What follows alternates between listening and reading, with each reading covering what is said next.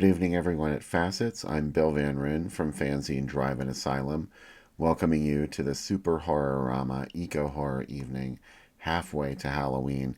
We've got two great movies for you tonight, the first of which is Godzilla versus the Smog Monster. You may have heard of Godzilla before. He's really big now that he won an Oscar. So hey, check it out.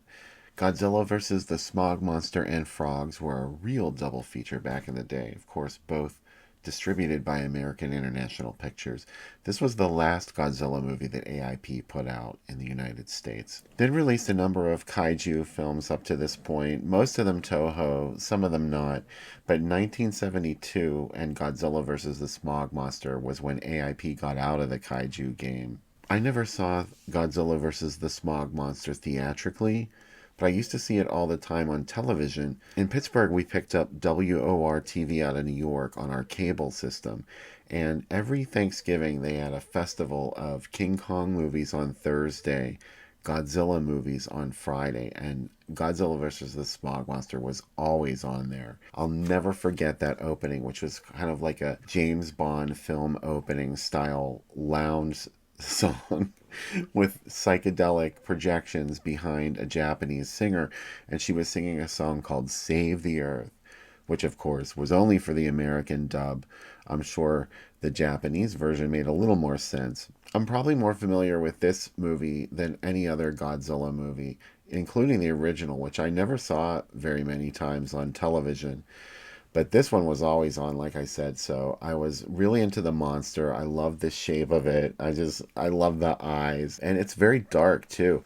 There's a lot of dying in this movie with, like, the monster flies over people and they just collapse and start growing all this stuff on their skin. It's really kind of creepy. But it's a lot of fun. I dig Godzilla versus the Smog Monster. I hope you do, too. And thanks for coming out to Facets tonight for our halfway to Halloween celebration. I'm Bill Van Ryn from Fanzine Drive-In Asylum. Let's watch the first movie. So now we get to the part of the evening that I've been waiting for.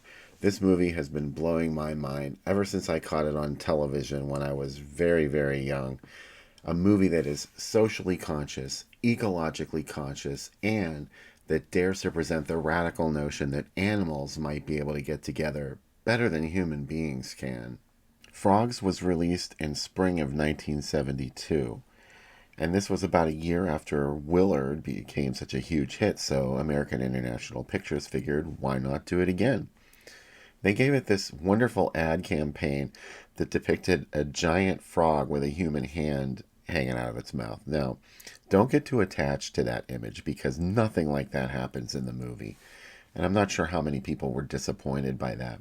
But what Frogs does give you is hordes of small animals attacking human beings and bringing them to very grisly ends. And like Godzilla vs. the Smog Monster, Frogs also has a strong ecological message. Ray Milland is the villain, really, in this film. He's a very wealthy industrialist who doesn't give a shit. So he starts poisoning the water around his estate to get rid of all the frogs that have been breeding there. But it's not just frogs that take revenge. It's spiders, snakes, lizards, a snapping turtle. Any old thing will do when nature strikes back, right? One of the most disturbing moments in Frogs to me is one that I'm pretty sure was unintentional. I'm talking about when Sam Elliott finds one of the characters lying face down in a bog covered in snakes. And we see the guy and you just think, oh, that guy's got to be dead. But when Sam Elliott flips him over, his eyes are squinched shut. And the next time we see him, they're wide open, and he's got this weird smile on his face, like this death smile. And you start thinking about it, like, was he lying there alive? It's such a creepy idea, and I'm pretty sure it's just bad continuity. But that's the kind of atmosphere that Frogs gets going, and I hope you really enjoy this movie. It's one of my favorites. I'm Bill Van Ryn from Fanzine Drive-In Asylum. Thanks so much for coming out to our halfway to Halloween celebration here at Facets. And now here's Frogs.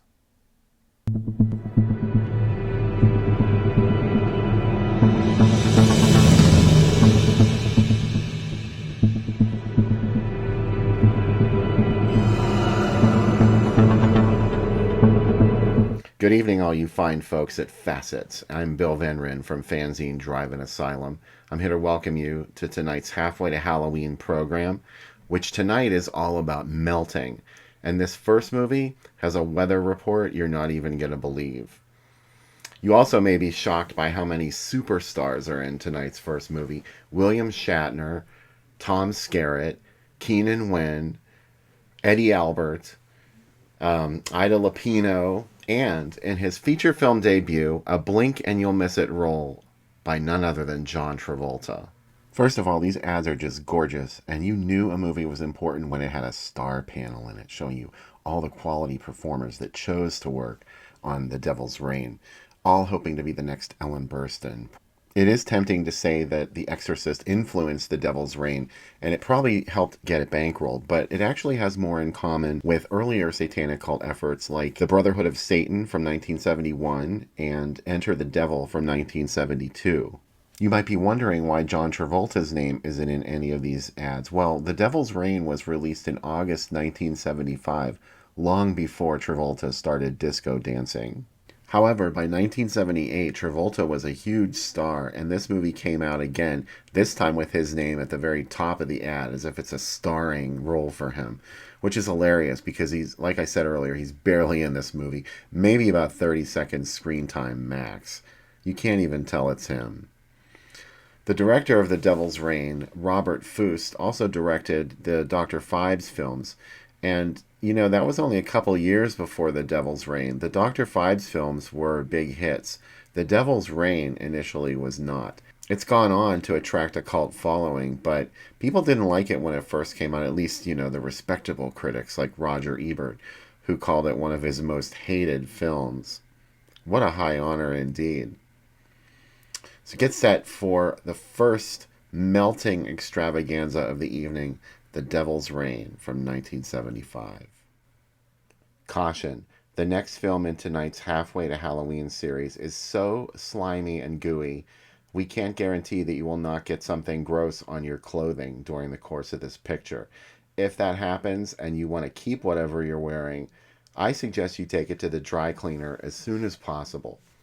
I'm talking, of course, about the best movie ever made about a special effect, The Incredible Melting Man. The film's director, William Sachs, was also the writer, and the script he wrote was originally titled The Ghoul from Outer Space. He intended it to be a surrealistic horror comedy, and you can see many elements of this in the finished product, but the producers of the movie removed a lot of this material. They wanted to make it a more serious horror film. This is sort of a reverse spoiler, but he originally intended the origin of the title character to be a mystery. It wasn't until the end of the story that the audience would discover that he was once human, an astronaut who had been exposed to melting rays on a mission to Saturn. And despite all of this studio tampering, the movie does retain a lot of the camp tone. Alex Ribar, who plays the title character, spends most of the picture covered in gelatinous makeup designed by special effects genius Rick Baker. A few of the familiar faces you'll see pop up in this movie include Janice Blythe from The Hills Have Eyes, Cheryl Rainbow Smith in a topless scene, and yes, even director Jonathan Demme shows up. And check this out, this movie actually had merch. You could purchase a Melting Man makeup kit for your children so that they could turn themselves into this. Could you imagine going to school dressed like this? You could also get a boxed Halloween costume, which is absolutely fabulous. If I had been more on the ball when I was a kid in 1978, I would have wanted that too. I don't know what I was thinking about. But I hope you all enjoy The Incredible Melting Man. It's a real scream, and we want to thank you for coming out tonight to Facets.